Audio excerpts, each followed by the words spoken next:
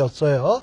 그래서 1장에서부터 이제 한 5장까지는 요단강을 건너게 되는 이야기가 나오는데, 특별히 건너기 전, 건널 때, 건넌 후의 얘기들이 5장까지의 내용에 이렇게 언급이 되어 있습니다.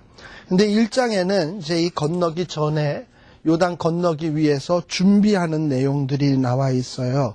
그래서 여러분들 보면은 교재에는 14페이지에 보면 1장은 요단 건너기 위해서 우선 준비되어야 될 게 있는데, 준비될 게 두 가지로 나눌 수 있거든요. 내적인 준비가 있고 외적인 준비가 있어요. 그런데 내적으로 준비해야 될 것은 이제 요단을 건너서 새로운 세계, 가나안 땅으로 들어가기 위해서 내적으로 준비되어야 될 것은 뭐냐? 바로 아까 얘기했던 여호수아 1장 1절에서부터 9절의 내용이에요. 자, 가나안 땅으로 이제 요단강을 건너서 가나안 땅 들어가기 위해서 가져야 될 생각은 뭐냐? 모세 죽었다고 걱정하지 말아라. 그리고 모세 죽었어도 형통하고 평탄해질 수 있는 길은 있다. 어떻게 할 때? 발바닥으로 갈 때. 다시 말하면 하나님의 종으로 가면 형통하고 평탄하다.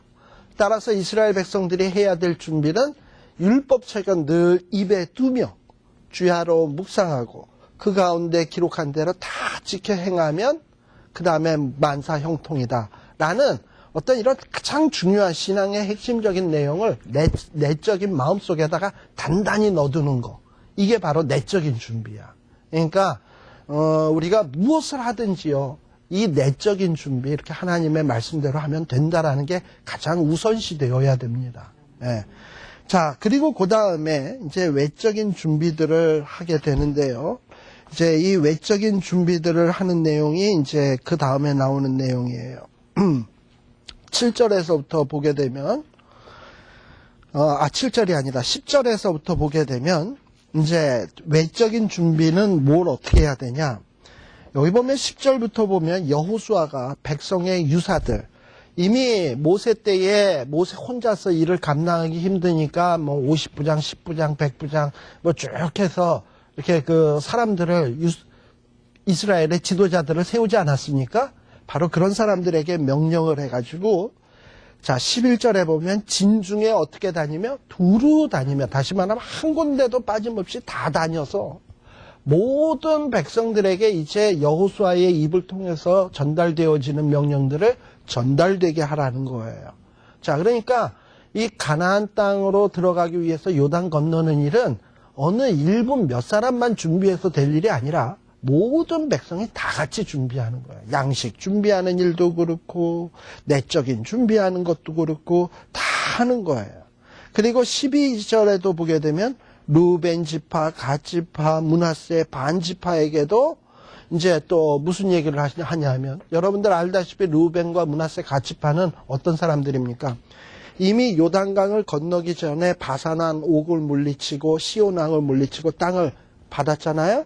그래서 땅을 받았기 때문에 이 사람들은 어떤 마음이 드냐면, 아니 나는 이미 내 땅 있는데 내 땅 있는데 내가 뭐 목숨 걸고 싸울 필요 있나? 적당히 싸우는 척하다가 나중에 내 땅에서 잘 먹고 잘 살면 되지, 이런 마음 가질 수 있잖아요. 예. 그러면 뭐가 깨지는 거냐면 온 이스라엘이 한 마음으로 가나안 정복하는 이 정복 전쟁에 온 이스라엘이 함께 참여한다라는 이 정신이 깨지는 거야. 그러니까 지금 여호수아서는 특별히 루벤과 므낫세 갓 지파를 불러서 단도리를 딱 하는 겁니다. 너희들 이미 너희 땅을 주어지기로 약속을 받았다고 해서 너희들 농땡이 쳐서는 안 된다. 그리고 너희들이 그 땅을 얻기 위해서는 이제 정복 전쟁에 있어서 가장 선봉에 나가서 싸워야 되고, 형제들이 다 땅을 얻을 때까지 너희들 열심히 싸워야 되고, 그리고 형제들이 다 안식을 얻은 후에야 비로소 너희들이 돌아와서 그 땅에서 살 수 있다라고 딱 단도리를 치는 거예요. 이거 왜냐? 온 이스라엘이 합심돼야 되는 거예요. 그러니까 이 온 이스라엘이 합심하는 것은 일종의 외적 준비가 되어지는 겁니다. 그게 바로 15절에 나오는, 14절, 15절에 나오는 내용 아니겠습니까? 너희 처자 갖추고 모세가 너희에게 준 요단 이편에 머무르지만 너희 용사들은 다 무장하고 너희 형제보다 앞서 건너가서 그들을 돕고, 이 얘기가 뭐냐면 선봉에 서야 된다는 얘기죠. 선봉에 서서 너희로 안식하게 한 것처럼 너희 형제도 안식하게 만들어야 된다. 그러니까 안식은 나만 안식한다고 안식이 되는 게 아니에요. 우리 이미 신명기에서 얘기했잖아요. 내가 안식하려면 내 형제도 안식해야 되는 거예요. 이게 안식일의 원리야. 모두가. 그리고선 전쟁이 끝난 다음에야 돌아와서 15절 끝에 보면 너희 땅으로 돌아와야 된다라고 얘기를 한 거예요. 그랬더니 이 루벤과 므낫세 가치파 사람들이 뭐라 그럽니까? 16절에 보면 오케이. 우리가 우리에게 명하는 대로 다 준행하겠습니다. 그리고서 하겠습니다. 그리고 18절에 보면 만일에 명령을 거역하면 죽임을 면치 못할 것입니다. 라고까지 호언장담을 해요. 어쨌든 마음이 다 합쳐지는 거지. 그래서 이제 준비가 딱 돼요. 그 다음에 이제 2장에서 또 하나의 준비가 나오는데 소위 우리가 잘 아는 정탐꾼입니다. 정탐꾼의 준비예요. 이미 이 정탐꾼의 이야기는 민수기 13장에도 한번 있었습니다. 가데스 바네아에서 가나안 땅에 들어가기 위해서 그때는 12명의 정탐꾼을 선정을 했었어요. 그랬는데 그 10명의 정탐꾼들은 와서 부정적인 보고를 했고 2명만 올바로 된 보고를 했어요. 그랬는데 그래서였는지는 모르지만 지금 이 두 번째로 정탐꾼을 보낼 땐 12명을 보내는 게 아니라 누구만 보내? 그러니까 긍정적인 보고했던 사람 2명이었잖아. 그러니까 2명만 특별히 뽑아가지고 이 정탐꾼을 보내는 이야기가 2장에 나와요. 그러니까 어떻게 보면 가데스 바네아에서 2명만 제대로 된 보고를 해서 그런지 2명만 뽑아서 보내고 있어요. 자, 그런데 여러분들 제가 하나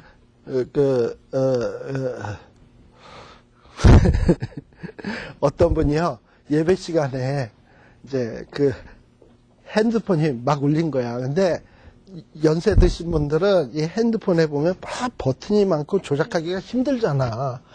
그런데 이게 예배 시간에 삐깍하고 울려버리니까 뭐 이거 꺼야 되고 이렇게 소리를 죽여야 되는데 이게 어느 버튼인지 모르니까 핸드폰을 줍고 이러고 있는 거야. 그냥 이 꺼지라고. 이게 어떻게 꺼야 될지 모르니까. 그렇잖아요. 이게 사람이 멀쩡한 상황에서도 보면 우리가 지금 뭐 핸드폰 가게에서 새로 받아도 뭘 눌러야 이게 소리가 사일런트가 되는지 이건 모르는데 이게 그냥 막 디립다 울려버리니까 이건 뭐 어떻게 해. 그냥 이렇게 손으로 붙잡고 이러고 있는 거야. 예. 아무튼 뭐 별일 다 있어요. 자, 아무튼. 그런데요, 이 2장에 보면 정탐꾼 이야기가 나오는데, 이 보통 정탐을 하면 정탐꾼을 보내는 이유는 뭡니까? 왜 정탐꾼을 보내죠? 이제 이스라엘 백성들이 가나안 땅에 들어가려고 하면 어느 길로 가야 쉬울까?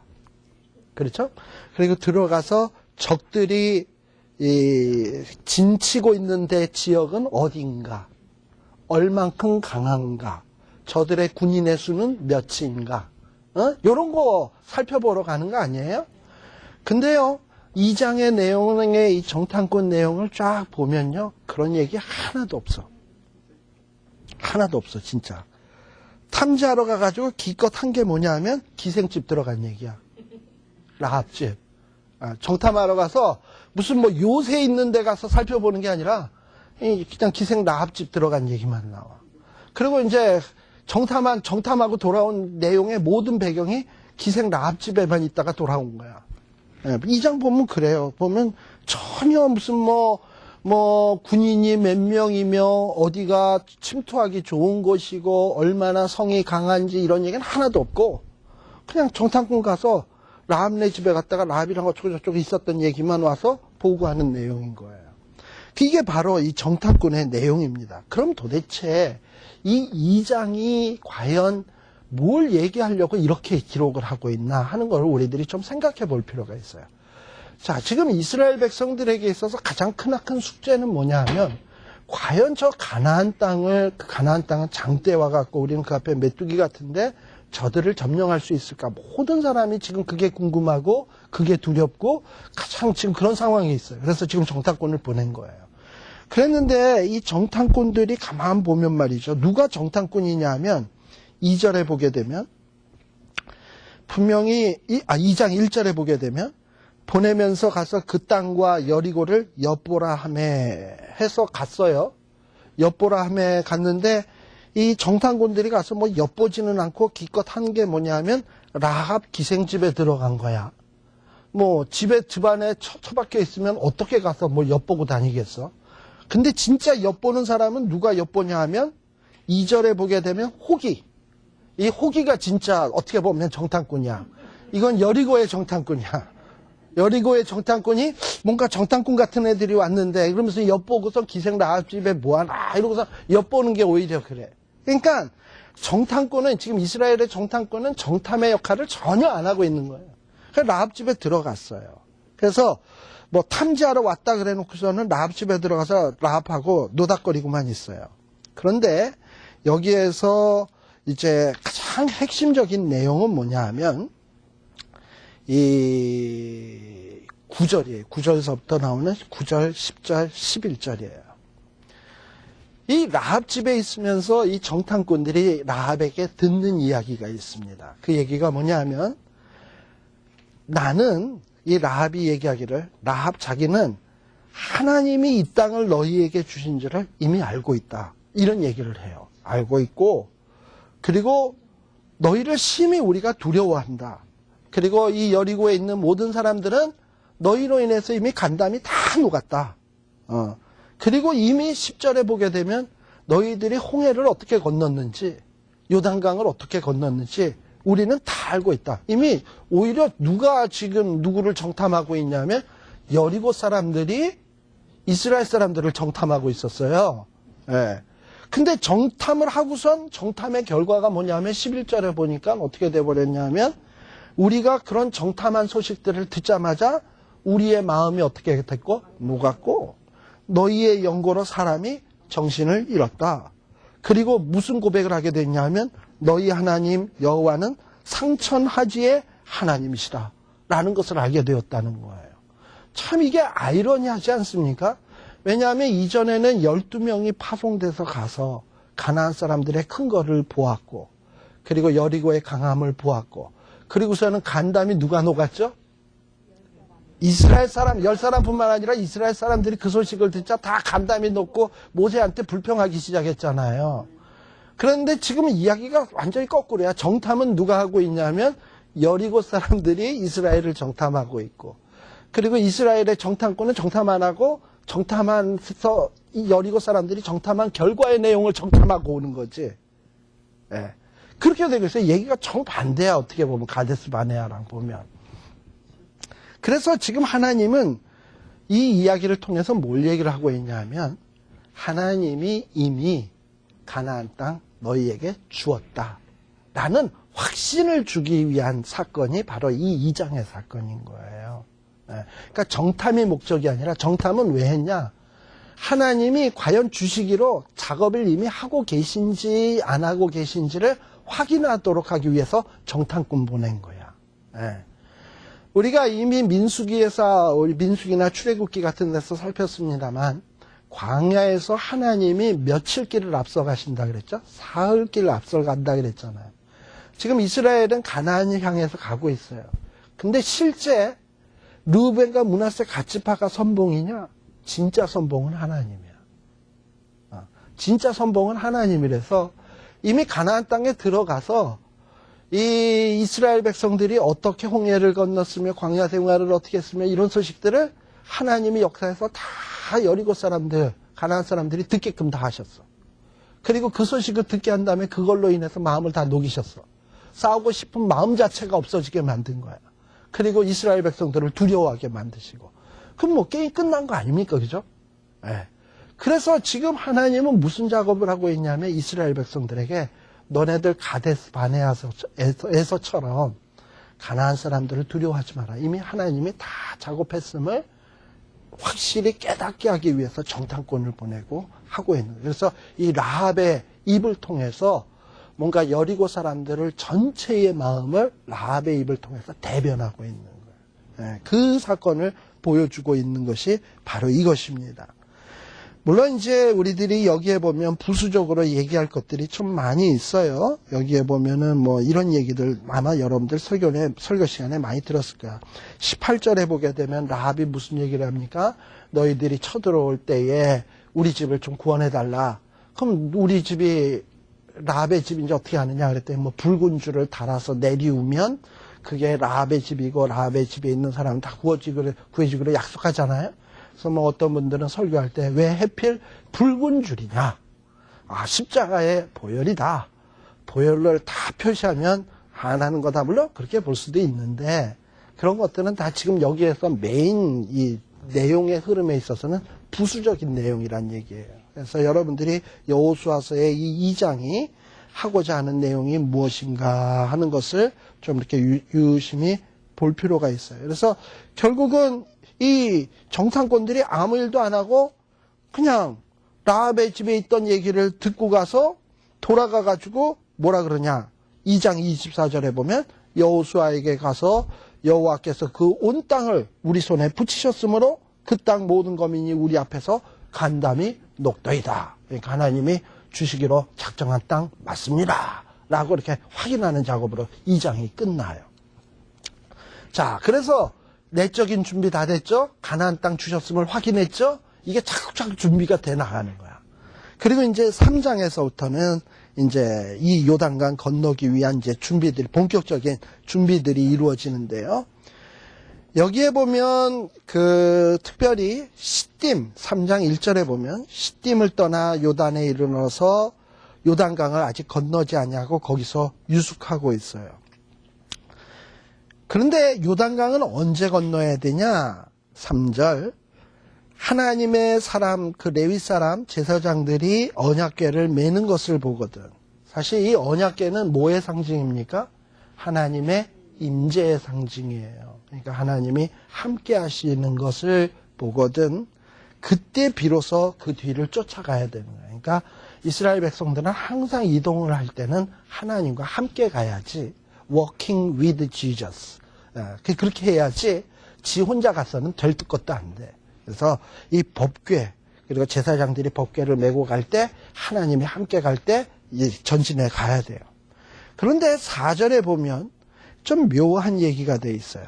이 법궤와 이스라엘 백성의 사이를 그 거리를 상거라고 돼 있는데 상거를 얼마쯤 뛰게 하냐면 2000규빗을 뛰게 하래요. 2000규빗.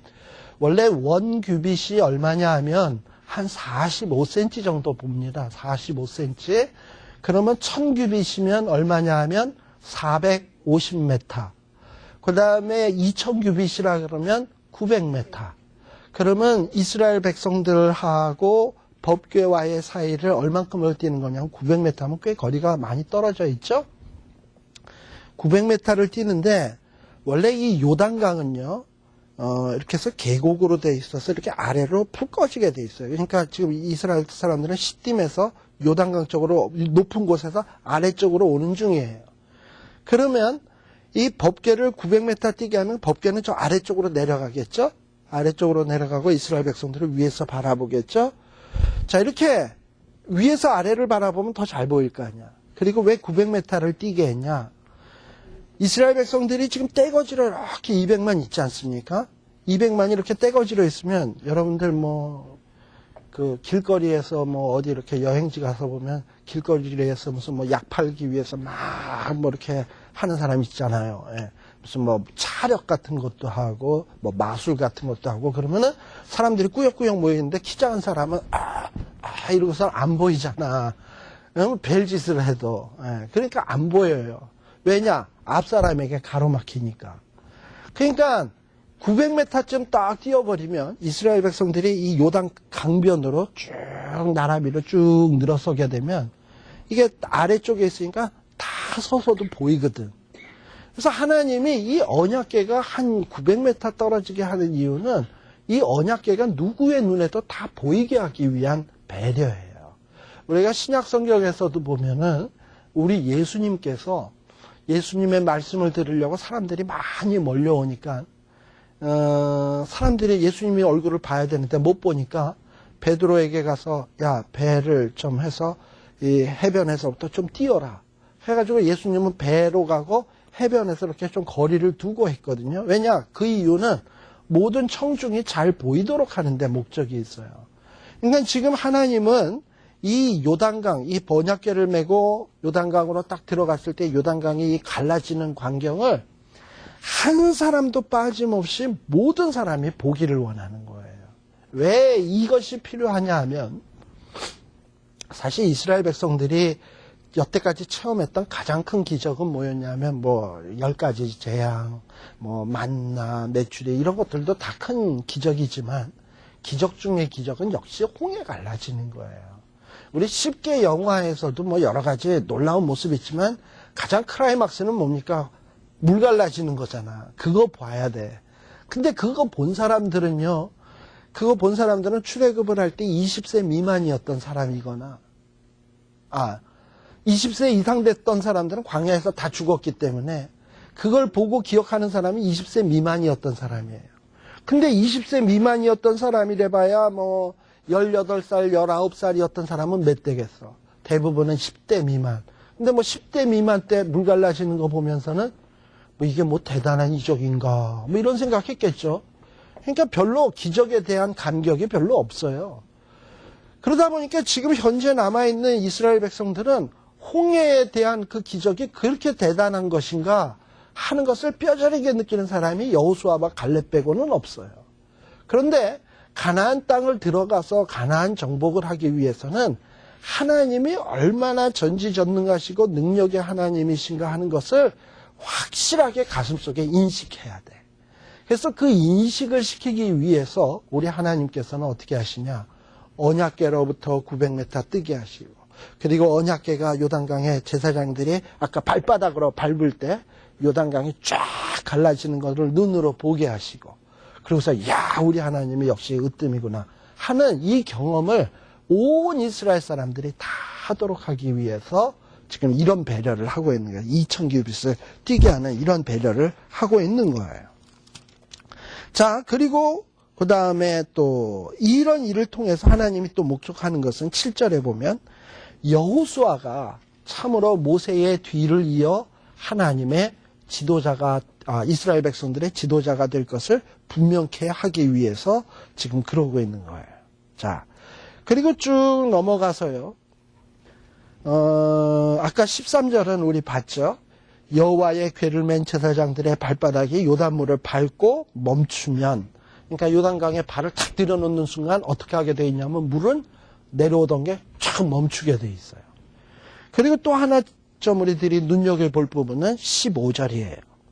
15절에 보면 요단이 모맥을 거두는 시기에는 항상 넘치더라 라는 말이 나와요.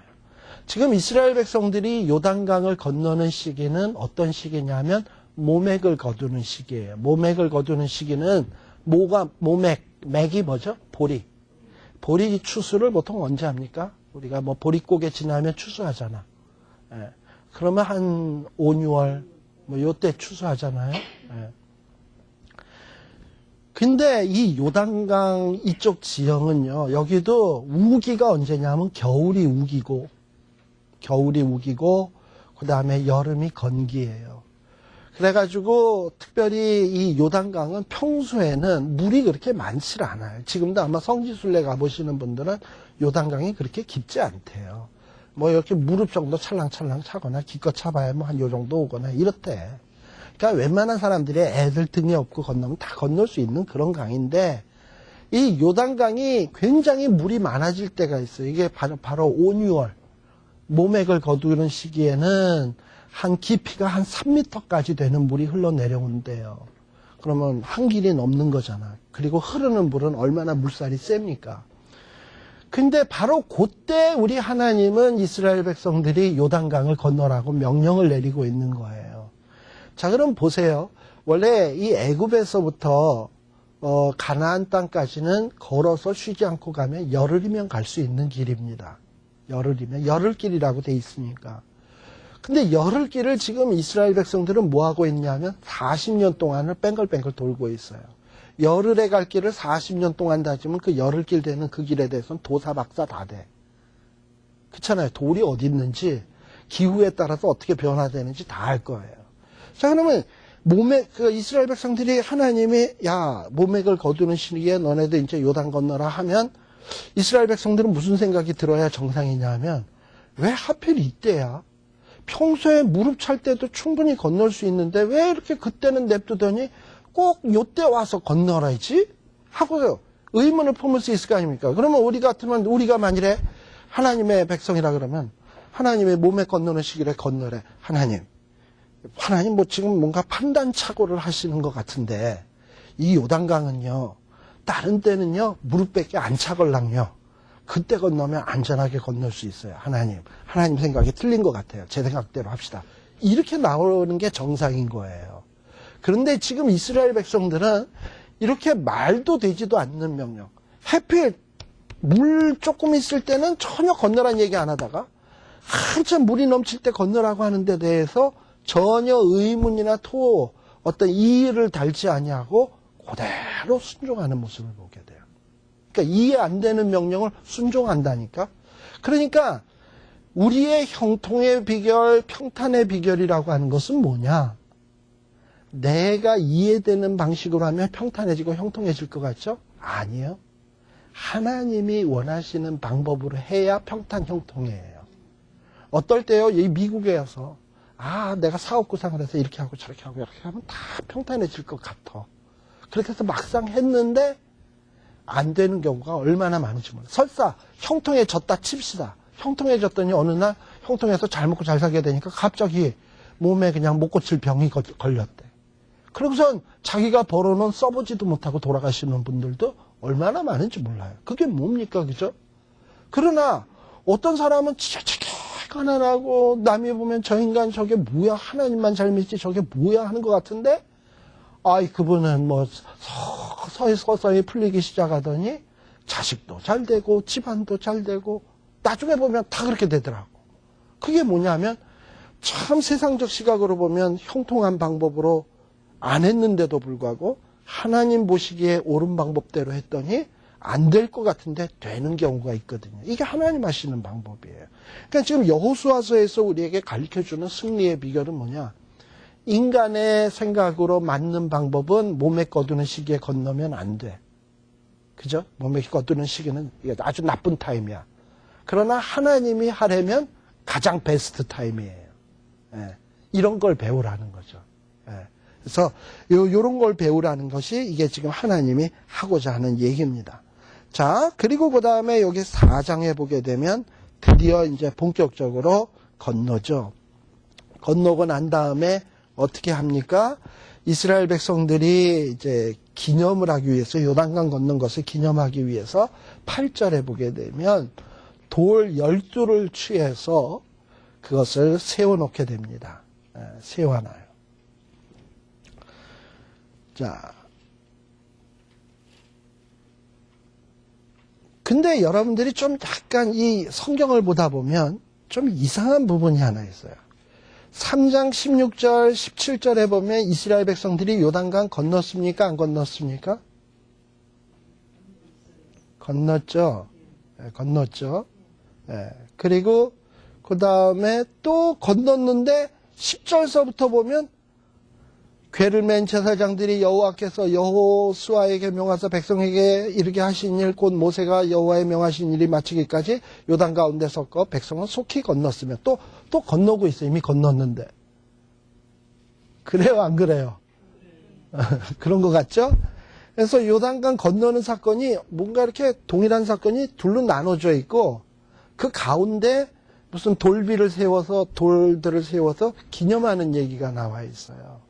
그러니까 무슨 얘기냐면 하나님의 기적의 사건 앞, 뒤, 그 다음에 그것을 기억하는 일, 이런 구조로 되어 있다 이 말이에요.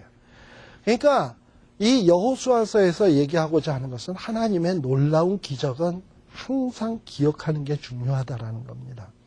그러니까 이 신앙의 가장 큰 기본은 뭐냐면 하나님이 내게 베푸신 놀라운 기적들을 잊지 않고 기억하는 거예요. 그리고 그 기억은 나만 기억하는 게 아니라 우리 후손들이 아빠 저 12돌 뭐야 저거 커다란 돌은? 그러면 우리가 요단강을 건널 때 어떻게 건너는 줄 알아? 우리 하나님이 이렇게 해서 자손들에게 그걸 가르쳐 줘야 돼. 그러니까 여러분들이 받았던 하나님 앞에 배웠던 은혜 있잖아요. 은혜의 감격. 그걸 여러분만 간직하지 말고요. 집에서 가정 예배를 본다든지 또는 자녀들에게 또 이렇게 이야기할 때마다 이렇게 얘기해 주는 거. 그러면 의외로요. 자녀들은 뭐 다른 사람 이야기 듣는 것보다 부모의 얘기 듣는, 부모의 그 과거 히스토리 듣는 거 굉장히 재밌어 합니다. 저도 그랬어요. 우리 부모님이 과거에 뭐 정말 우리 어머님이 이북에 계셨거든요. 참 극적인 일들이 참 많이 있었어요. 그런 얘기하는 걸 이렇게 다 듣다 보면 참 무슨 영화 보는 것 같고 참 머릿속에 그냥 쏙쏙 다 기억이 돼. 근데 그 중에 하나 대표적인 거 하나 우리 어머님이 했던 얘기 두 가지만 제가 하나 해드리겠습니다. 뭐 이게 성경 공부를 해야지 왜 개인적인 얘기를 하나 할지 모르지만 근데 이 은혜 되는 얘기는 나누어야 돼. 근데 우리 어머님과 아버님은 어떻게 헤어지게 됐냐 하면은 저희 아버님이 일본에서 공부를 하고 이북에서 사셨거든요. 이제 이북에서 이제 이렇게 살고 있을 때 선생을 좀 했어요. 선생을 하다 보니까 뭐 우리 아버님은 목사 아들이죠. 선생이죠. 그러니까 아주 성분이 불순분자야. 그래가지고 굉장히 핍박을 많이 받았어요. 그래서 막 숨어 살고 그랬어요. 그러다가 6.25가 터진 거예요. 6.25가 터지고 난 다음에 정말 이 불순부자들을 색출해서 잡아 죽이려고 하는 그때에 우리 아버지는 막 맨날 밤에 집에서 잔 적이 없을 정도로 산에 동굴 같은데 나무 속에 막 이렇게 숨어서 살았어요. 그러다가 막 전쟁이 나서 막 이러고 있던 탕극에 우리 유엔군이 딱 개입을 하면서 이북으로 쫙 밀고 올라오지 않았습니까? 이북으로 쭉 밀고 올라오게 되니까 이 북한 공산군은 막 도망을 치기 시작을 했고 또 유엔군이 올라오기 시작하니까 이제 우리 아버님이 이제 살았다 해가지고 이제 그 숨어 살던 거를 피하고서 이제 나와가지고 유엔군들이 오니까 누군가가 이렇게 통역해주고 이런 사람이 필요하잖아. 그러니까 우리 아버님은 그래도 일본에서 공부를 했기 때문에 그 당시에 뭐 그때 뭐 일본에서 영어 배워봐야 얼마나 배웠겠어요. 뭐 발음도 딱 일본식으로 했겠지. 그러나 우리 아버님만큼 하는 분도 없어가지고 미군들을 데리고 통역을 해주면서 막 이렇게 도와주는 일을 한 거야. 근데 웬걸 또다시 중공군이 들어와가지고 일사후퇴하게 생긴 거잖아. 그러니 미군 앞잡이 노릇했으니 살아남을 수가 없지요. 이제는 완전히 숙청 대상 제1호가 돼버린 거예요. 그래가지고 저희 부모님이 진남포에 사셨는데 이 진남포가 항구 도시거든요. 그래가지고 일사후퇴 때 거기서 배 타고들 많이 나왔어요. 근데 그때 저희 집은 어땠냐면 우리 어머님이 계시고 그 다음에 우리 형님이 한 분 계시고 누님이 하나 계시고 지금 살아계신 우리 큰 누님이 애가 셋에 그 다음에 시아버지 시어머니가 있었어요. 그러니까 식구가 많아요. 그런데 우리 어머님이 뭐라 그랬냐면은 우리 아버님 보고 당신은 이제 중공군 들어오면 죽은 거나 다리 먹고 당신 때문에 우리 가족 몰살당하게 생겼으니까 당신이나 먼저 빨리 일사후퇴할 때 진남포에서 배 타고 가라 해가지고 배 태워서 보내버렸어요.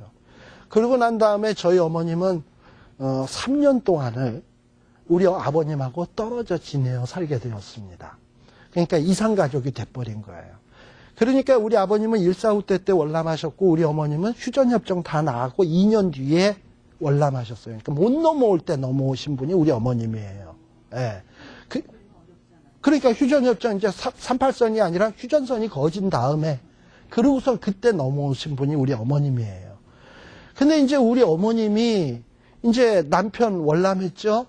그리고 이제 이러고 살고 있는데 이제 중공군이 들어와서 다시 북한이 공산화됐잖아요. 그러니까 이제 미군 도왔고 반동분자들을 잡아서 다 죽이기 시작하는 거야. 그러니까 이제 우리 집은 완전히 반동의 집 아닙니까? 우리 아버지 미군 도왔고 그 반동 집안이니까 이 정치 보위부 같은 데서 우리 어머님은 오라 그런 거예요. 그래서 오랬대. 그래가지고 저희 어머님이 걱정 근심으로 잠을 못 이루는 거지. 이제 가면 다 죽었다. 우리 애도 죽고 남편 우리 부모님도 죽고 다 죽게 생겼다. 이러고선 막 그냥 불안해서 어쩔 줄 몰라가지고 이제 그 보위부에 딱 갔는데 사람들이 여러 있었겠죠. 그 중에 딱 보니까 아는 사람이 있더래. 그 아는 사람이 뭐냐면 우리 아버님이 선생을 했거든. 선생 제자야. 우리 아버님이 선생일 때 제자가 한 분 있고 집에도 자꾸 와서 밥도 먹고 그랬대요. 그래서 저 양반한테 물어보면 뭔가 대책이 서겠구나 해가지고 그분한테 물어봐서 나 이제 신문 받으러 왔는데 어떻게 하면 돼? 하고 물어보니까 그저 제 말대로만 하세요.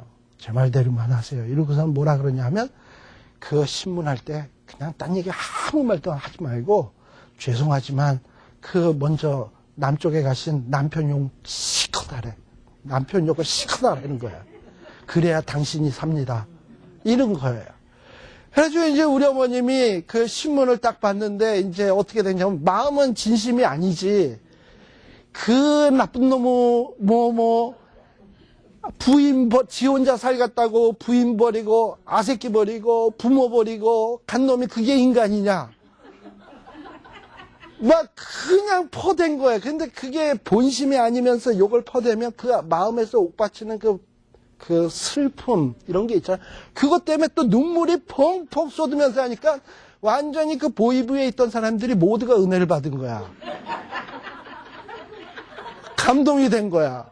그러고서 우리 어머님을 위로하는 거야. 동무, 여성 동무. 그런 갓나 새끼는 당장 잊으시고 그래. 그리고 여기서 열심히 사시고 그래. 그리고서는 뭐 힘든 일 있으면 우리가 다 똑같이다. 이러고서는 힘든 일 있으면 우리 찾아오시오. 이렇게 돼버린 거예요. 그래가지고 우리 어머님이 살아남았다? 그랬는데 어떻게 됐냐 하면은 그러고 난 다음에 우리 어머님이 살만해지니까 우리 할아버님이 돌아가시고 또 할아버지 돌아가고 나시니까 우리 할머님도 화병으로 돌아가시고 그 다음에 우리 그 큰 누이가 어디서 바깥에서 넘어져서 다쳐가지고 상처가 났는데 6.25 직후니까 약이 없잖아요. 파상풍이 돼가지고 몸에 그렇게 해서 죽고 그 다음에 형님이 한 분 계셨는데 어디에서 물을 잘못 먹었는지 그 이질 있잖아요. 이질에 걸려가지고 계속 설사만 하다가 비샥 말라가지고 죽었어요. 그래가지고 그게 불과 몇 달 사이에 벌어진 한 달 사이에. 한 달 사이에 중초상을 우리 어머님이 다 치른 거예요. 딱 그렇게 되니까 우리 어머님 심정이 무슨 마음이 드냐 하면 정말 예수 믿지만 죽고 싶더래. 살고 싶지 않더래. 죽고 싶더래. 죽고 싶어서, 이제, 근데 죽을래도 보니까는 우리 지금 살아계신 우리 큰 누이가 그때 1살인가 그랬어요. 그거 핏덩이 하나 놓고서 이렇게 보니까는 죽기가 힘든 거야. 그거 하나 놓고서. 그거 지금 올망졸망 해가지고 있는 걸 보니까. 그래가지고 있는데 그때 이제 보통 이 미군이 삐라 있잖아요. 요즘 뭐 남쪽에서도 삐라 보내듯이 삐라들이 그 이북에 많이 떨어지곤 했대요. 그러면 우리 어머니는 삐라를 다 주워가지고 화장실에 가서 응가하면서 그렇게 보고 이랬는데 그러면서 그런 삐라를 보면서 무슨 마음이 들었냐 하면 내가 자살하느니 나가다 총 맞아 죽지 그냥. 그건 나가다가 총 맞아 죽는 거잖아. 자살하는 거하고는 차원이 다르잖아. 그러니까 내가 죽더라도 나가는 시도하다가 총 맞아 죽든지 끌려가서 죽든지 그렇게 죽지 내가 스스로 자살은 안 한다. 해가지고 이제 월남할 계획을 세우고서 재산 다 팔고 그리고 금덩어리 몇 개, 엿덩어리 몇 개 해가지고 배에다 차고 그리고 우리 큰 누이를 등에 업고 그리고 이제 금덩어리 하나는 거기 여행의 자유가 없으니까 금덩어리를 하나 주고 여행증 얻어가지고 저기 진남포에서부터 개성 위에 연안이라고 있습니다. 연안까지 글로 이렇게 여행을 오게 된 거예요. 돈 주고 매수해가지고. 그래서 이제 연안에 와가지고 또 금덩어리 하나로는 안내원을 사가지고 월남시켜줄 안내원을 사가지고 기다리고 있었던 거예요. 그랬는데 기다리고 있었는데 어느 날 드디어 듀데이가 돼가지고 밤에 다 나오랬대. 그래가지고 나오래가지고 우리 어머님이 나갔더니 여러 사람들이 그 안내원을 기다리느라고 있는데 안내원이 안 오는 거야. 그런데 그때 그 연안에서 그 임진강 그 상류이거든요. 배가 저쪽에서 또 반짝반짝거리면서 이제 배가 오게 그 배를 타야 되는데 배가 들어오더라는 거예요. 배가 이렇게 들어오는데 거기가 갯벌이 되나가지고 걷기가 상당히 힘들답니다. 예, 갯벌이 돼가지고 걷기가 상당히 힘든데 배가 이렇게 들어오는데 안내원은 안 오고. 그러니까 이제 사람들이 무서우니까 배 쪽을 향해서 젊은 사람들은 막 갯벌을 뛰기 시작하고 그리고 막 수영할 줄 아는 사람은 물속으로 이제 갯벌로 들어가서 수영하기 시작하고 근데 뭐 우리 어머님은 뭐 그런 치마 입고 애 없고 엿도 차고 뭐 차고 이러고서는 하는데 그 뭐 젊은 사람들을 따라갈 만해요? 그런데 그런 어떤 일이 막 벌어지니까 막 소란이 생기니까 초소에 지키던 사람들이 막 총을 쏘기 시작을 했대요. 그러니까 사람들이 더 많이 뛰고. 그래가지고 우리 어머님도 죽어라 살려라 하고서 뛰다가 우리 어머님은 그 다음엔 자기 모른대. 쓰러졌나 봐요. 그런데 일어나 보니까 배 위에 있다는 거야, 자기가. 글쎄, 그러니까 그런 거죠. 그러니까 우리 어머님은 저한테 하는 얘기가 나를 배 위에 올려놓은 건 천사래. 우리 어머님은 지금도 그렇게 얘기를 해요. 나를 배 위에 올려놓은 거는 천사다. 자기는 쓰러졌다는 거야. 갯벌을 달리다가. 그리고 그 다음에 기억이 안 나는데 깨보니까 배 위였다는 거예요. 자, 그래서 이제 배를 타고선 그 다음에 이제 그 배가 이렇게 해서 다행히 해가지고 인천까지 온 거예요. 근데 남한에 왔지만 남편이 어디 계신지 알아? 뭐 우리 이상가족 찾을 때 뭐 꽃분이를 하시나요? 뭐 이러고 다니듯이 다닐 수도 없는 거고 어디 있는지 어떻게 알아? 그런데 이제 우리 어머님이 인천에 딱 도착하고서는 제일 먼저 머릿속에 탁 떠오르는 생각이 교회를 가자.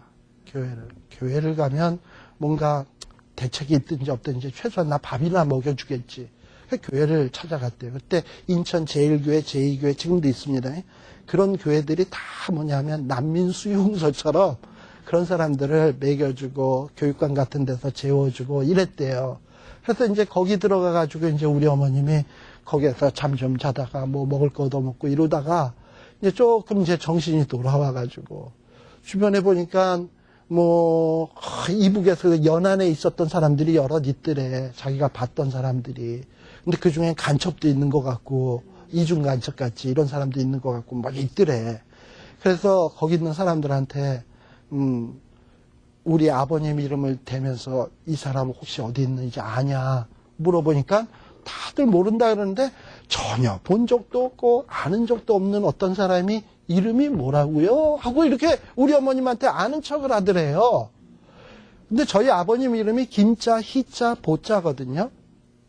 그 이름이 흔한 이름이 아니에요. 김자, 희자, 보자. 그러니까 김자, 희자, 보자 이름 듣더니 김희보라고요. 그러면서 아니 나 그분 알아요. 그러더래. 어디 있는데요? 그랬더니 그분 지금 대구에 있어요. 그러더래요. 대구 어디 있는데요? 그랬더니 그분 아마 YMCA에서 학생들 가르칠걸요? 이렇게 가르쳐 주더라는 거예요. 그래가지고 월남하자마자 하루 만에 기차 타고 대구 내려왔어요. 대구 내려와가지고 물어서 YMCA를 찾아가가지고 YMCA 교무실 문을 똑똑 두들기니까 문이 삐끗하게 열리는데 저희 아버님 혼자서 책상에 딱 앉아서 뭐 글 보고 있더래요. 그러니까 우리 어머님은 그 다음에 그 모습을 딱 보는 순간 말도 안 나오고 뭐 그냥 눈물만 줄줄줄줄 흘리면서 애 덜렁 하나 없고서 그리고 뭐 물에 빠졌다 나왔으면 뭐 세탁이나 제대로 했겠어? 신발은 제대로 했겠어? 온통 그 모양이지. 그러니까 이제 저희 아버님도 분명히 식구는 많은데 딱 둘만 왔거든. 그러니까 더 이상 뭐 식구에 대해서 물어보지 않고 우리 어머님은 그냥 포옹하고 그렇게 해서 우리 어머님하고 만난 거예요. 만일에 그 일이 없었다면 저 없어요. 없어요, 저. 그러니까 우리 어머님은 무슨 얘기를 하시냐면 인천에서 그 교회 안에 갔던 생각을 주신 분도 하나님이고 그리고 인천 거기에서 물어보던 가운데 우리 아버님이 어디 계시다라는 걸 가르쳐 준 분도 천사라는 거야. 그러니까 그거는 지금 여러분들 얘기를 들어봐도 알겠지만 말도 안 되는 영화 아닙니까? 너무 억지로 껴맞춘 영화 아니에요. 그죠? 예. 네. 그래서 예수 믿는 사람들에게는 이렇게 세상 사람들이 이해할 수 없는 그런 일들이 생겨난다 이거예요. 예, 생겨나요 진짜. 그리고 내가 이후의 얘기도 할 얘기가 참 많아. 그런데 아무튼 참 기가 막힌 일들이 저희 집 스토리에는 좀 많이 있습니다. 근데 그런 걸 보면서 우리 어머님 얘기가 그런 얘기들을 쭉 해주면서 이 모든 게 다 하나님의 은혜다. 그러면서 하시는 얘기가 우리 집에 아버님도 그렇고 어머님도 좋아하시는 찬송이 뭐냐면 지금까지 지내온 것 주의 크신 은혜라. 이 찬송 참 좋아하시거든요. 그러니까 저도 우리 부모님의 얘기를 가만 듣다 보니까 그래. 우리 집안에 있었던 일 다 은혜지. 이런 것들이 다 이렇게 아이들의 가슴 속에 꽉 새겨지는 거거든요. 특히 이 부모의 경험이라는 건 잊혀지지 않는 경험, 내 경험처럼 기억이 되어진단 말이죠. 그러니까 여러분들도 나름대로 사시다 보면 인생에 얼마나 굴곡이 많았고 힘든 일 많이 있었습니까? 그런데 그런 가운데서 하나님이 여러분들한테 베풀어 주셨던 은혜, 깨달음 이런 것들을 그냥 여러분들 가슴속에 묻어두지 말고 여러분들의 자녀에게도 가르쳐주면 여러분들의 자녀에게도 큰 신앙의 밑바탕이 된다는 것을 기억을 해주세요. 그래서 이스라엘 백성들이 요단강 근처에 갔을 때 12 돌덩어리 이렇게 있는 거 보면서 이상하잖아. 큰 돌덩어리가 12개나 있고 자연적으로 생긴 것 같지는 않고 아빠 저게 뭐야? 하고 얘기했을 때 이스라엘 부모들은 자녀들에게 자기네들이 경험했던 출애굽의 하나님, 그 다음에 요단강을 건너게 하신 하나님, 그것도 몸에 걸거두던 시기에 그렇게 건너게 하신 하나님에 대한 이야기들을 하게끔 돼 있었어요. 이렇게 잘 되도록 하는 것이 이게 신앙을 전수하는 길인 겁니다. 그래서 저는 여러분들이 이 성경 공부 잘해서 여러분들 머릿속에 성경에 대한 좋은 지식 쌓는 것도 중요하지만 쌓은 지식을 여러분들의 자녀와 후손 그리고 이웃 사람들에게 나누어 주는 일 또한 정말 중요하다라는 것을 마음속에 간직하세요. 그래서 우리 모두가 다 같이 하나님의 크신 은혜가 얼마나 큰지 이걸 체험하고 그리고 그런 기억이 생생해야 앞으로 신앙생활하는 밑거름이 돼. 어떤 뭔가 신앙생활을 힘든 때 어려운 때 하나님하고 은혜 체험했던 거 한 번도 없는 사람은 힘든 일이 있을 때 견딜 뭐가 없어요. 그런데 과거를 돌이켜보면 그때 하나님이 정말 인간 같지도 않았던 나를 이렇게 사랑해 주셨지. 그때 이렇게 은혜 베풀어 줬잖아. 그렇다면 이젠 난 주를 위해서 죽어도 괜찮아. 이런 마음까지 가게 되거든요. 그래서 순교도 할 수 있는 거야. 그러니까 과거에 주신 은혜가 분명하게 깨달아지는 사람은요. 순교의 자리도 가벼운 발걸음으로 갈 수 있어요. 또 우리 하나님 그렇게 하시고요. 그래서 참 이런 어떤 성경 말씀을 잘 배우는 일도 중요하지만 여러분들에게 잘 이렇게 유업으로 남겨줄 수 있는 돈 그까짓 거 물려줘봐야 오래 못 가요. 그러나 믿음, 신앙, 말씀 물려주는 것 이것 이상으로 귀한 일이 없다는 사실을 꼭 명심하시고 우리 다음 시간에 여호수아 이어서 그 다음 이야기들을 계속해서 진행해 나가도록 하겠습니다. 기도하겠습니다. 하나님 아버지 감사합니다. 또 우리들이 오늘 이렇게 하나님의 말씀을 통해서 우리들에게 베풀어 주신 은혜가 얼마나 크며 또 우리들이 이 땅 위에서 살 때에 어찌 살아야 형통한지 평탄한지 분명히 배워서 알게 되었습니다. 하나님 아버지 세상 방식대로 살면 평안한 것 같아도 그거는 평안이 아니요 우리를 망하게 하는 길이고 세상의 시각으로 볼 때 망하는 길 같아도 하나님이 하라 하시면 그 길이 사는 길임을 마음속에 꼭 새기게 하여 주시옵소서.